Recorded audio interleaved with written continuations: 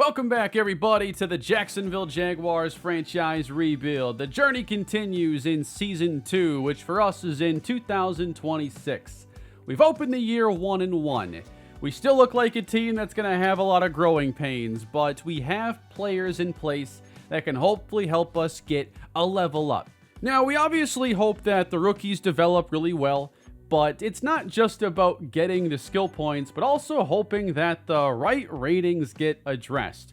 So Joey Harper had a very key play in our last game that we had, where he gave up a sack. It turned into an interception. It was a whole mess. I ended up benching him in that game, and we win after that happened. Those are the kinds of growing pains that, we hope to avoid, but are inevitable. We do get pass block up.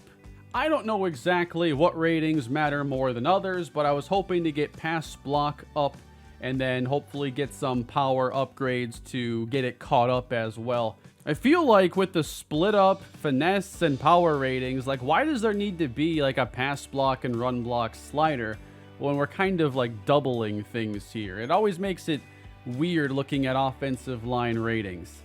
Typically with these players that have normal development, I like to just go in that first year and put a lot of the upgrades into what they're already good at. And in Moore's case, that is finesse move.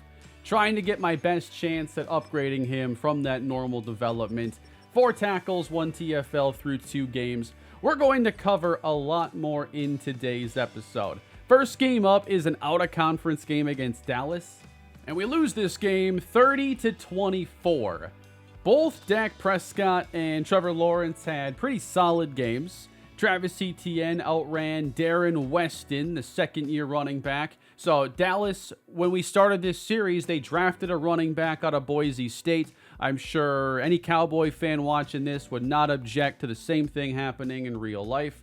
Tank Bigsby handling 10 carries with only 34 yards in this one. Brandon Cooks still can put up big plays and has a 141-yard day in his 12th season. I remember when Brandon Cooks was drafted out of Oregon State, I believe he was 20 and was the youngest player in the NFL at that time. I don't have the official statistic on this, but I would have to think in Cook's case that he is the only player to be drafted in the first round and then separately traded for a first-round pick twice. 3 teams have put a first-round pick into Brandon Cooks, and every one of those teams was rewarded for doing so. That's all the Brandon Cooks discussion I have for today. On to center Martin Siejkowski. The run blocking is in a rough spot. We're probably going to stick to power upgrades and try to fix what is an almost unfixable rating with the 60 run block power, which is now a 61. So in week 4, the Jaguars hope to avoid a 1-3 start to the year as we take on Brad Cotton and the Cleveland Browns. Remember last year we lost to them when they were 0-12. We were their only win a year ago. Now we hope to show that no one embarrasses the Jaguars and gets away with it. Although I'm pretty sure every team does. It is the 4th quarter and we're pitching a shutout. 2nd and 4 and wide open. Not covering Jerry Jeudy is a decision. Maybe our defenders didn't think his Madden rating was high enough. Running the ball right into Josh Hines Allen. Nick Chubb, 12 rushes, 30 yards. The run defense has graded out pretty well a couple games into the year, and so has our running game on offense. Forcing 3rd and 12 on Cleveland. And the pass is caught. Taking that one away. Donovan Peoples-Jones. DPJ in the end zone.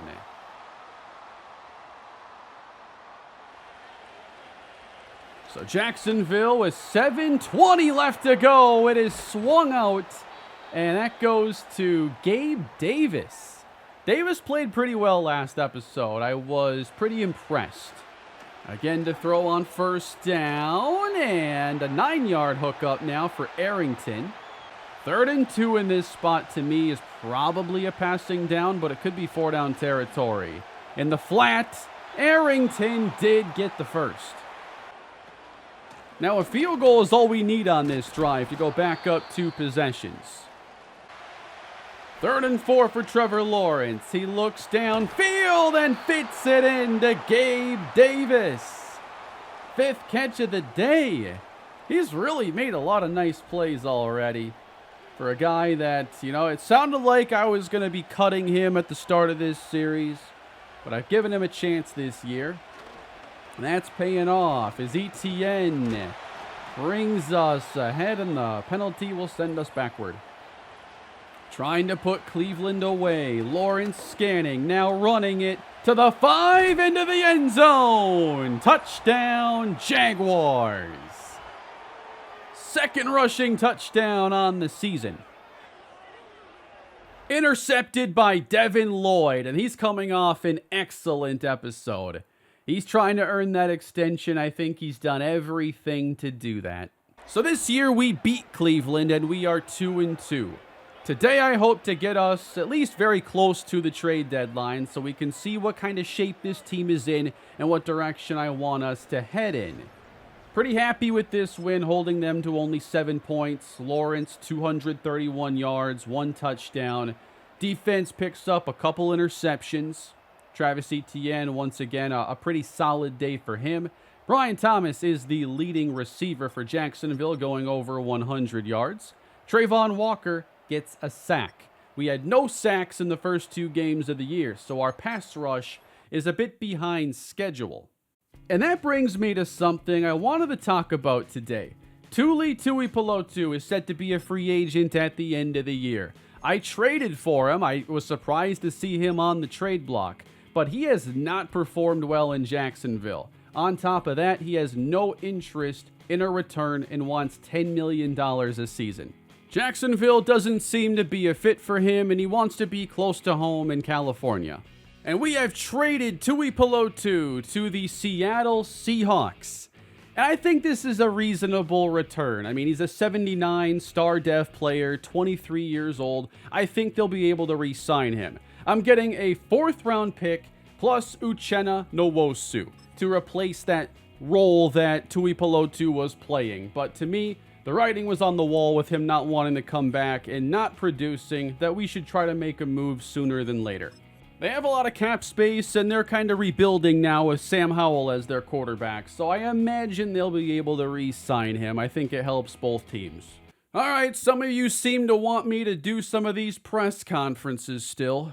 1 second, let me study for the test in case they ask me about a player's stats and I have to answer a quiz question. Oh, that's great to see. 1.5 seconds already now for Jonathan Moore, having a pretty good episode. One of our only 2 players who have sacks this season. And a surprise to me, Eli Arrington, without Christian Kirk, eating up a lot of targets. He is the 4th leading receiver currently on the team, and he is the number 1 slot receiver on the depth chart. He's just not getting the ball as much as I'd expect. But let's see what these guys gotta say. Coach, we're 5 weeks in. Do you feel like you have a solid idea of how good your team is this season? I think, of course, is the right answer, even though, I'll tell you right now, I don't. How many wins do you think this team can finish with? I don't want to say 8 to 9 because that's the wrong answer for sure. Just say, yeah, we can be a double-digit win team. We have that kind of potential. That's not very optimistic. What? 10 wins is not optimistic for the Jacksonville Jaguars? I don't think I have like a big loss thing there. Like, I just thought that not being confident would offer a morale downside. So I guess I gave myself upside. They got the Colts graded as an 88 overall offense. Although they're performing pretty average so far, and their defense is giving up 33 points a game. That is atrocious, Indianapolis. You should be embarrassed.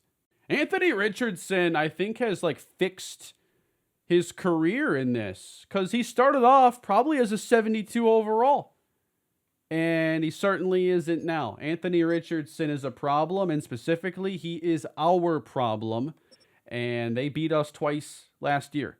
And they're only 1-3 to start the season. This is a weird AFC South right now with the Titans on top. So can we stop Richardson this time and go to 3-2 and give us a real fighting chance in this division? Last year, we were creating false hope at this time, and we'll see what we end up creating this season. The Colts eat up most of the first quarter, and Jonathan Taylor scores them a touchdown. What do? Throw a pick to Kenny Moore on our opening drive. So if this is like the worst defense in the league, giving up 33 points a game, I'd sure like for us to look reasonable on offense. Breakaway, ETN inside the 15. On first down, he caught it. Brings us inside the 10. Running right, Travis Etienne, very close to a first. We throw on 3rd and inches and get the touchdown to Eli Arrington.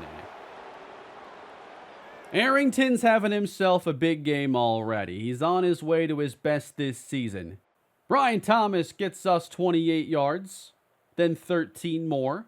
Yeah, this defense is terrible. Arrington scores again. Now let's see us attempt to slow down Anthony Richardson in the 2-minute drill.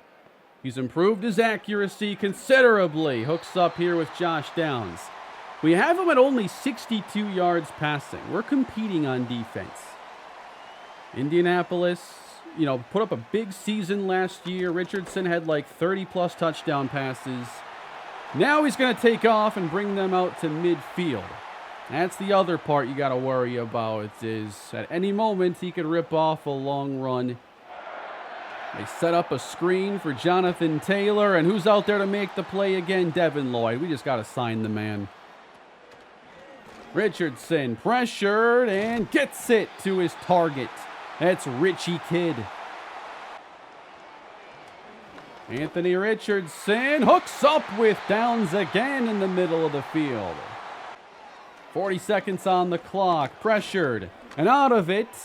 He completes to Pittman. Indy low on time. They let the clock run here, and they're in danger of running out of time entirely. Stand them up. They get the timeout off. The Colts got 3, but are now relying on their terrible defense, with Trevor Lawrence hooking up again with Brian Thomas Jr., his 4th reception. Lawrence across the middle, and Curtis Easley hangs on for a gain of 7. Pitch going to Etienne, tries the outside and is denied.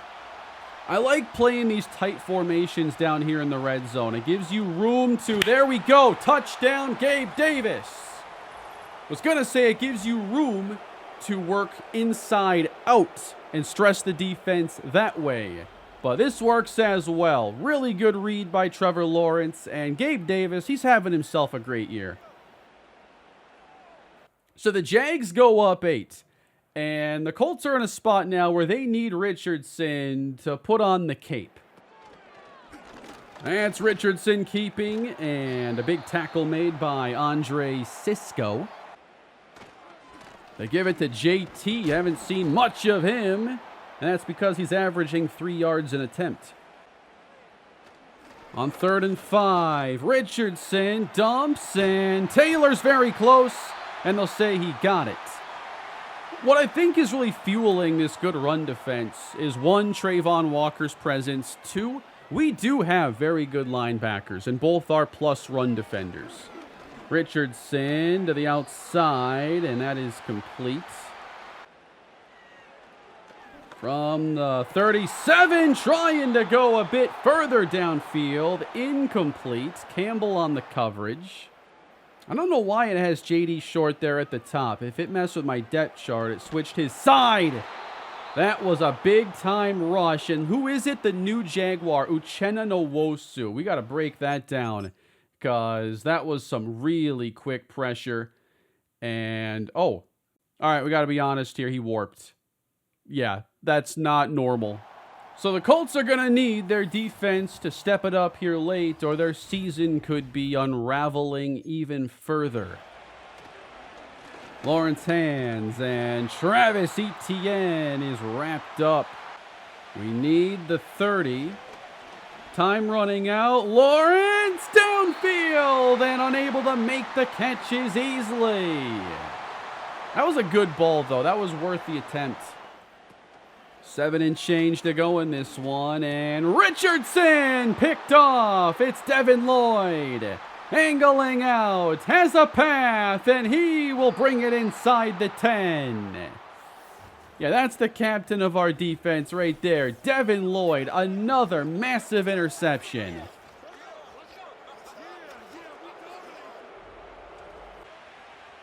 Up 5. Lawrence hits a touchdown. It's the second for Eli Arrington as we look to put the Colts away. Not so fast, says Anthony Richardson. There's still time on the clock. And enough time for a touchdown, a stop, and a touchdown. Colts looking for a score here, and that is incomplete for Richie Kidd. And that looks like he had an X Factor under him. So he is a superstar X Factor tight end. Between him, Jonathan Taylor, Michael Pittman, Anthony Richardson, of course. They don't have a defense, but there's stuff to worry about here in Indy. And it looks like Josh Downs has superstar, too.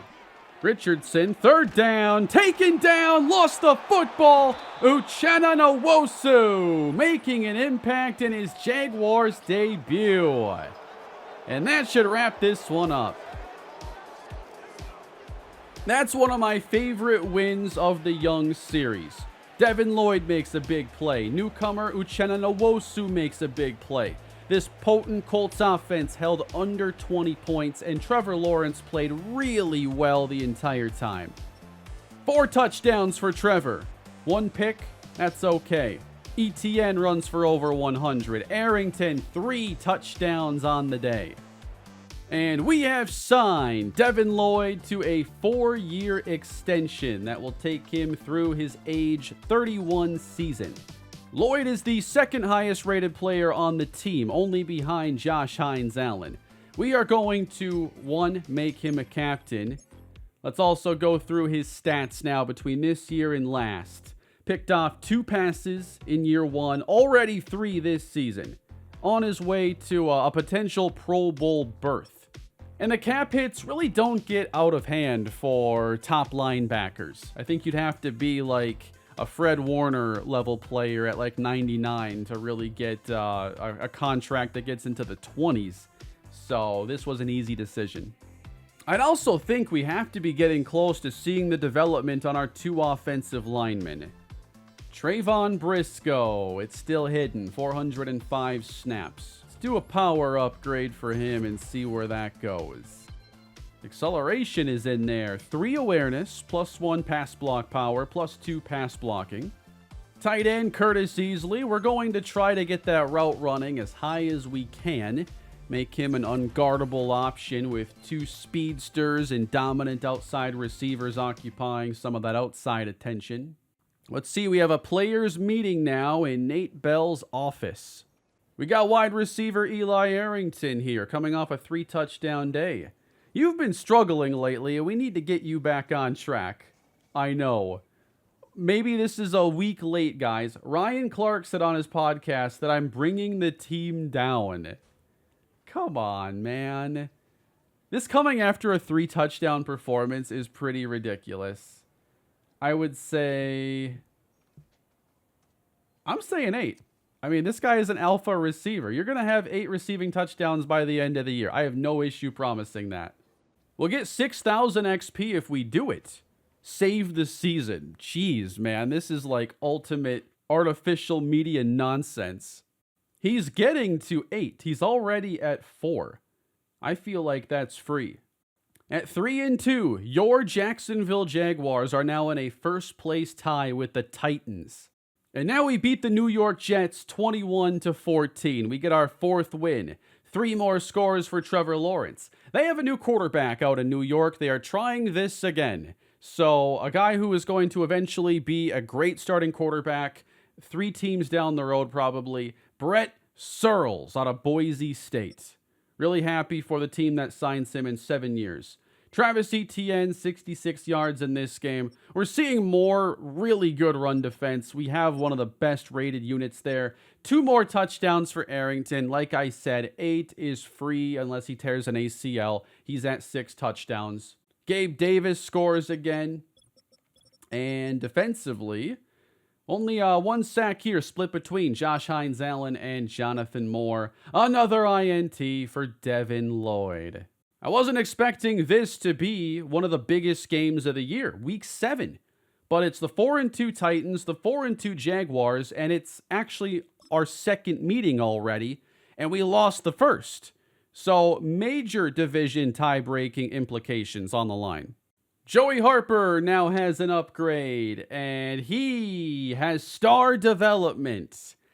I was really hoping out that he might have superstar. The athleticism was so good, he was a projected first-round guy. I thought maybe this was the chance for me to get a superstar lineman. It's going to be star, that's okay. We're putting this points into power. 75 overall now for Joey Harper, plus 3 pass block. So that's gotten better by already 5 ratings today. Like I said, it's not just about the points, but what those points give you. And especially at offensive line, where you have, I feel, a more finite amount of points, because Joey Harper can't go have a 10 touchdown season and all of a sudden get dumped a bunch of XP. So you're going to have a handful of upgrades. You need to go well. The RNG needs to be on your side for certain ratings. Trayvon Walker. You know, he's someone else we got to talk about in regards to a contract this season. And, oh yeah, also abilities. I haven't really done anything with these yet. I have a couple players that we need to at least set certain ones.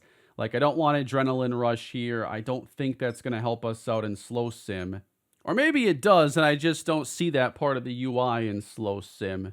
I'm going to put on this Reach Elite. I like the sound of this one. He'll have the chance then to reach out of engage blocks to tackle or sack the quarterback. Strip Specialist, I do like that one for an edge rusher. And let's do Adrenaline Rush then, because if the points do matter even in Slow Sim, I think, you know, this can help him kind of get on a roll. If he gets a sack, it's all his points restored. I don't really focus too much on the abilities, so I don't really think about this a whole lot. But the other player that I do want to set it up for is Eli Arrington. And I think that the abilities could be a way for him to really take better advantage of that playmaking skill set of his. He didn't have any abilities even on, so we're going to fix that now.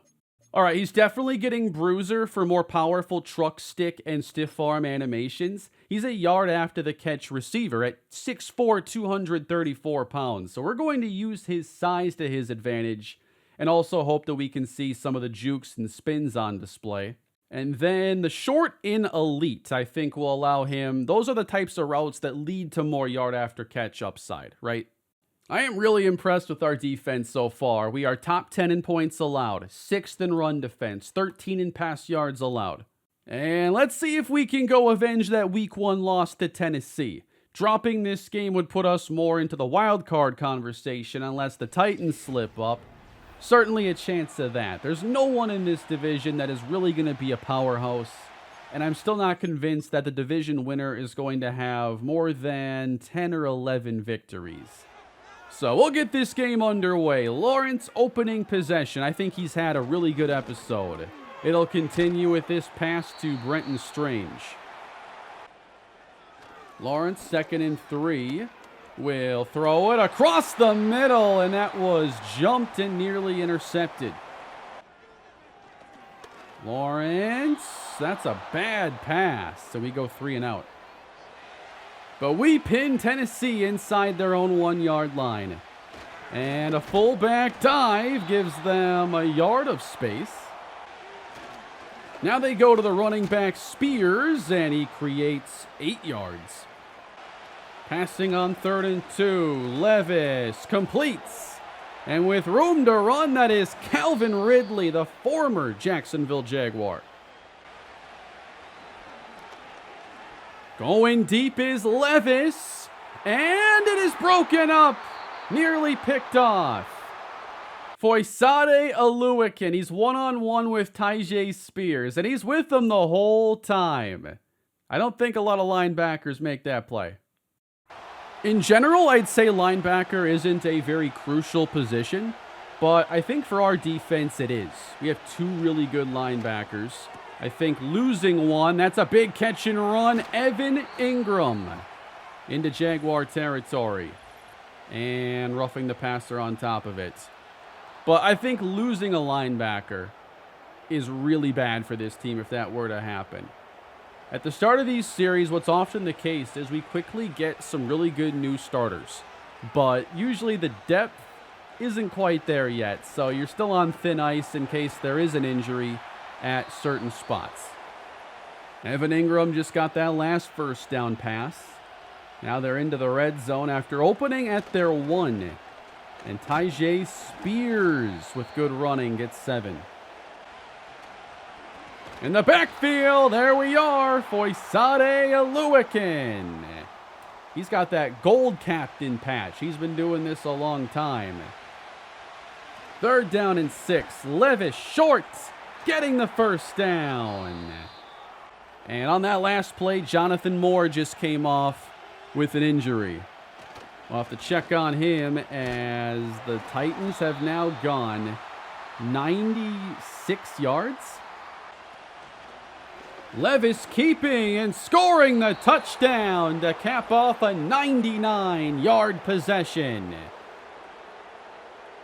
Do I need to start viewing this Will Levis-led Titans offense a bit differently?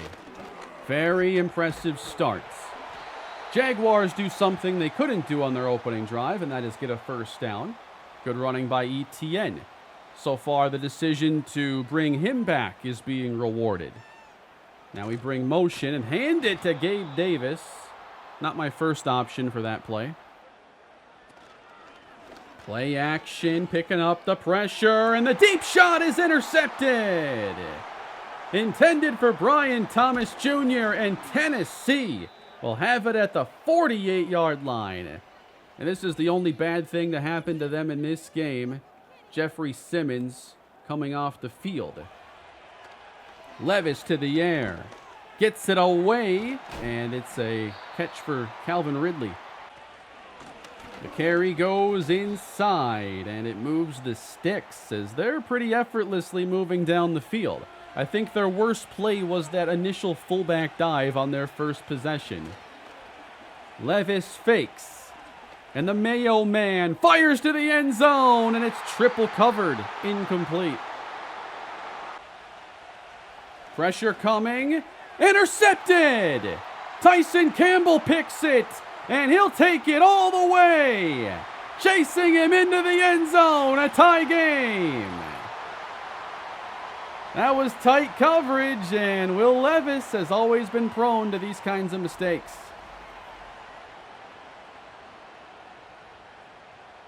That must be a long penalty, and then a Khalil Shakir touchdown on the Titans' next possession. They quickly put the pick 6 behind them. Arrington has 3 first down catches on this drive. Apologize, it's 4 now. Etienne scores. We got ourselves a high-scoring game. 87-yard touchdown to Gabe Davis. What a weird season this is. Gabe Davis is really good for us right now. We are getting the Gabe Davis from that playoff run. And one of the greatest games I've ever seen from a receiver. Darnell Savage interception. Wow. And we have a really short field. There are a lot of massive plays swinging this game right now. Tennessee had a really good chance to build up a lead earlier. Now it's us with that opportunity. Etienne is going to fight ahead to the 3. Try again. Etienne to the 2. Play action. Picking up the pressure. Oh, Lawrence! You did not just throw it away with a touchdown in front of you. Tank Bigsby had an incredible pickup right here that extended the play. And I think he could have outran 48. We're going to try again, though. 4th and goal from the 2. Rolling the dice. Lawrence running, and this time he scores. Touchdown, Jacksonville. This offense is so much better than I thought they'd be this early in the year. We score again. It's 35 points in just the first half. Granted, 7 of that came on a pick 6, but that is 4 offensive touchdowns in 1 half. That's huge progress. Jonathan Moore picks up a sack on 3rd down. Arrington's having a really good game, too. Like, every possession, he's having multiple 10-plus yard catches. Here we're spreading the football around. Lawrence from the 15 completes. Running inside the 5 is Gabe Davis. Lawrence, touchdown! Oh, come on. Oh, it is. Curtis Easley scores, and the Jags break 40 in a statement game. And Lawrence throws a 45-yard touchdown to his college teammate Travis Etienne. It's over. Jaguars win 49-24 in one of the highest scoring games we've had in this 2-year series. I felt they had us on the ropes. 99-yard opening drive. Turnover. They were moving the football really well. And everything changed on that pick 6. They did not just put Lawrence's throwaway in the highlights. In a 40-plus point game, that made the cut. Are you kidding me? Lawrence, 3 touchdowns through the air, 1 by ground, as both quarterbacks threw for over 300 yards. Etienne with 2 rushing touchdowns and a receiving. Ridley, surprisingly, the only player to reach 100 yards receiving in this game. Gabe Davis had 98 to lead us, 80 yards for Eli Arrington. The first 2 games of this year didn't really show me this kind of a ceiling, but it's really fun to see.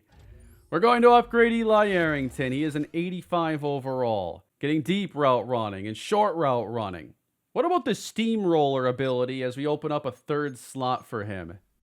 Then we're going to upgrade Mason Smith with the run stopper archetype. He's now a 73. That's a really good upgrade for pass rushing and run stopping. Tyson Campbell had himself that pick 6 today, one of his biggest plays so far this series. His biggest since he made us pick 8th in the first draft of the series, thanks to a pick 6, sealing that game in episode number 1. Brian Thomas Jr., he's the guy you cannot forget about. I really think we have to get that short route running into a spot where he can get some more quick targets. The deep route running, I don't think is as important when you're such a blazer. That speed kind of takes care of itself. So I want to make everything else a little bit cleaner. We have some injuries, though, coming out of that game. 2 players on the report. Trayvon Walker and Jonathan Moore are both going to miss some time. So we're enjoying a great start to the year. Defense playing really well. Offense picking it up. But now, 2 defensive starters, 2 interior players, and one of our most important, Trayvon Walker, now going to miss a few games. Jonathan Moore is going to miss 5. Our bye week comes in week 13, so it won't soften the blow for any of these injuries. We actually have a halfback breakout scenario coming up here, so this is going to be for Travis Etienne. Obviously, Travis is one of your top weapons. What kind of a game are you expecting from him this week? We're taking on the Pittsburgh Steelers, not typically a team who you score like a bunch of points against. But I'm always expecting a good game or a great game. I want a great game. Nate Bell believes in his players. 175 plus rushing yards. At least give me scrimmage yards. What would the highest one be? Break Adrian Peterson's record? Why don't you step into my office for a moment here? Let's have a conversation. Eli Arrington is back. Is that a new vest? How can I help, Eli? We're almost halfway through the season, and I'm not involved in the offense enough. I need more touches, or maybe I don't belong here. Jeez, are you kidding me? This is the 2nd time. Now, he didn't complain the first time around. I kind of addressed it. Wait, what? I didn't actually see that. That's right. Get me the ball, coach. How many touches can you get me this week? Is this the one where I'm going to have to give him a run? This is ridiculous. 8 catches, 2 rush attempts. Like, that's a lot. 8 catches is a serious game. Like, you probably have to throw it 30 plus times to even get there. So a little drama on this team with Eli Arrington demanding the football. He's not happy being just a piece of the puzzle here. He wants to be the focus of this offense. We have so many players playing well that it's not easy to promise that, to guarantee that. Now, long-term speaking here with Arrington, here are his motivations. No income tax, we know that. So he's already at the right spot. How about team has franchise quarterback? No players have that tag. Now, he wants no income tax. He wants a warm weather state. So we're probably always going to be in a good spot with his motivation. So the quarterback thing can probably be overlooked if the tag doesn't return to Lawrence or we don't have a guy there. 91 short, 90 deep route running. So we got a 22-year-old receiver quickly displaying a little diva attitude, as a lot of receivers do. He hasn't been producing quite as much as last year. There haven't been the big plays. He's averaging 3 yards a catch fewer, which is significant, and then 9 yards a game less. But getting him 8 catches and 2 or 3 runs, that's a lot to ask for.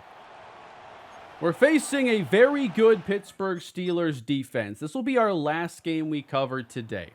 I should also mention that with our injuries, we are going to have Uchenna Nwosu take on a greater role. Josh Hines-Allen is still out there. But then Mason Smith and Kevin Givens, one of our free agent additions, will be the main defensive tackles. I'm also going to have James Houston contribute. So far, we're not really getting the ball to Arrington all that much. We just had a rush with Gabe Davis. Arrington is going to really hate that. I'm also seeing a lot of Tank Bigsby. I am worried about ETN. Yet to find the end zone. It's the third quarter now. We're using a lot of second string players right now. Brenton Strange. We have a third field goal as we haven't found the end zone. So a nice win streak is on the line here for Jacksonville. They've won 4 consecutive. Justin Fields and the Steelers trying to get to 3 and 4. Fields will dump it over the middle, and that's enough for a first down. Fields back to pass, and he's going down. Josh Hines-Allen. Not in field goal range yet. They'd have to get probably a 10-yard play. And play fake with Fields going down again. Back-to-back for Josh Hines-Allen. Trevor Lawrence, 17 touchdown passes on the year behind Jared Goff, Patrick Mahomes, Michael Penix, and then Joe Burrow is there with him. No touchdowns, though, in this game. 7 minutes left. A little short-handed right now. It's going to be Tank Bigsby, and it's been a tough day for him. On 2nd and 9, across the middle, that's Eli Arrington. 83 passing yards. Oh, Eli's going to be really mad after this, especially if we lose, don't score a touchdown. He doesn't get the workload he wanted. The whole asking for carries thing, though, is total nonsense. Good scramble by Trevor Lawrence. I just wish the storylines were a little more reeled in and grounded. I really think that they tried to do too much. Arrington breaks a tackle, and he's taking this to midfield. That's our superstar right there. Bigsby slipping past the defender and gaining a crucial 5. Right up the gut into the second level, Bigsby. Trevor, quick hitter to Gabe Davis. Gain of 7. 3-man rush. There's 8 in coverage. And Lawrence has done a really good job today of just taking the yards, scrambling. He's done a really good job in the red zone of that. I'm pretty happy with Lawrence's play so far this season. And he's going to throw a pick at the worst possible moment. The timing is just unfair. Why would that happen at that time? He could have thrown a pick any time else. You wait for the compliment. You wait for me to You wait for my vote of confidence. And you throw it to a guy who I've also given a pretty big vote of confidence in Gabe Davis. So 2:49 left. Can the Steelers actually run the clock out, though? Very difficult to do it. Justin Fields will throw. Not a big gain at all. They have to run a play prior to the 2-minute warning. Play action. Fields firing. It's caught. They trusted him there in a big spot. And they trusted the running back to pick up some pressure there. Handoff, Najee Harris. 61 yards on 17 carries. I'm really curious how our run defense performs, missing Trayvon Walker and Jonathan Moore. If we do well, I think that gives even more. Wow, Devin Lloyd. I mean, that's an example of it right there. But earlier, I was crediting the linebackers for this situation. And there's our captain, Devin Lloyd, making a play. 3rd down and 6. Pressure! Recovered by Jacksonville! Who got in there? Big takeaway and a clutch play for the Jaguar defense. This double A gap look brings in a lot of unblocked pressure. That wide guy is oftentimes ignored, and Najee Harris doesn't slow him down. Not enough. So it's James Houston who puts the ball on the ground. Mason Smith recovers. So now the offense doesn't even have to do the whole driving into field goal range part. They're already here. And Bigsby toward a 1st down. Lawrence back to pass. Facing pressure. Taken down. T.J. Watt. And an injury. Hobbling to the bench is Trevor Lawrence. And Chuck Johnson has entered the game for his first NFL snap. Chuck Johnson, the 6th-round rookie out of South Carolina. He's back to pass. Johnson, he got it! 1st down! Under a minute to go now. Chuck Johnson in relief. Doesn't want to give the Steelers a chance. He's back to pass. Johnson knocked away behind Curtis easily. He does not need to be throwing it like this, guys. We can run the ball. Johnson hands to Bigsby. And he had all kinds of pandemonium there in front of him. Why aren't the Steelers using a timeout? They're letting this come down to a field goal. I've seen areas where the clock management has gotten worse. I don't know if it's specifically in slow sim because it's all I do here in Madden right now. But we have a game-winning field goal try, and the kick is good with 1 second remaining. But typically they use their timeouts there to get the ball back. 1 second left through the end zone. And Justin Fields looking for a miracle. On the game's last play. Heaving the pass long. Broken up. And the Jaguars hold on for an ugly 12-10 victory. No touchdowns. No problem. Jacksonville wins their 5th straight. And Trevor Lawrence, will have to see if he's all right. It wasn't a locker room scene with him. I don't know if it's that predictable still. Chuck Johnson came in, helped us seal this game with his first NFL completion. This is the type of game the Steelers make you play. They always bring you down to their level and make you play the ugliest game you'll ever see. No injuries on the injury report, which should be good news for both Trevor Lawrence and Travis Etienne, who barely got a chance to play in that game. Etienne still gets 4,500 experience. I don't know exactly why, but we're going to take it. I'll answer this storyline, but this is Eli Arrington now. In a win, You didn't get me the touches you promised, and as a leader, I need to hold you accountable. This 22-year-old receiver wants to hold a great player and now coach Nate Bell accountable. By the end of the season, I'd better have 100 catches and 20 rush attempts. Time to focus the offense around me. What if that doesn't happen? You don't want to find out. Can I ignore it and nothing will happen? Let's see. I don't think he has a single run. Asking for more runs, dude. You have to stop with that. 385 yards, 6 touchdowns. Eli Arrington is unhappy. Winning is not enough. Rookie of the year was not enough. So at the end of the year, I'm probably going to end up ignoring that storyline and just seeing what happens. We are now 6-2. Cincinnati is 4-4, and that's our next game in Week 9. We have reached the trade deadline, and what a position the Jacksonville Jaguars find themselves in as one of the best teams currently in the AFC. We are tied for the top record in the whole conference. We do play the Baltimore Ravens, who are one of those teams also at 6-2, but this is not a bad schedule. I'd say this is a fairly easy schedule, and it includes a lot of out-of-conference games. The Giants game probably doesn't worry me too much.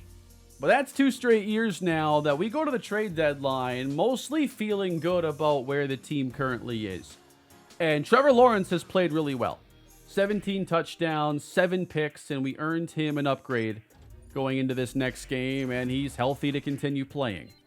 So we don't get awareness, but we do get some accuracy. And here are the current updated ratings with him as the 25th ranked quarterback. ETN has 549 yards and 3 rushing touchdowns. Leading receiver, shockingly, Gabe Davis. Most touchdowns and catches is Eli Arrington. But he's not happy with the current situation the way it is. I don't really have any complaints about the offensive line today. I felt that the protection was mostly very solid. I don't believe I ever saw Briscoe's development. We should have it now. It is star. Imagine he had superstar. We at least had one. That'd be sweet. But it doesn't happen that way. Devin Lloyd leads us in tackles. Foysade Aluakin right there behind him. And 3.5 sacks leads the team, and that's a tie between Josh Hines-Allen and Jonathan Moore, the rookie. 5 interceptions for Devin Lloyd, 5 deflections. He should be a Pro Bowler this year, and I imagine he has superstar development by the end of the year, and we're happy we signed the contract early in the season.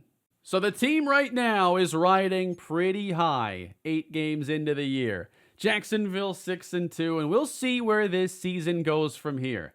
At this point, we expect to win this division, especially with how weak it looks under Tennessee. Indianapolis is 1-7. They're in the running for the number 1 selection. That is going to do it for this video. Thank you all for watching. I hope you're enjoying the Jaguars Rebuild franchise. Please hit that like button if you are. Subscribe to the channel. I'll be back with the next chapter in our journey as soon as I can. Have a great day, everybody. I'll see you in the next one.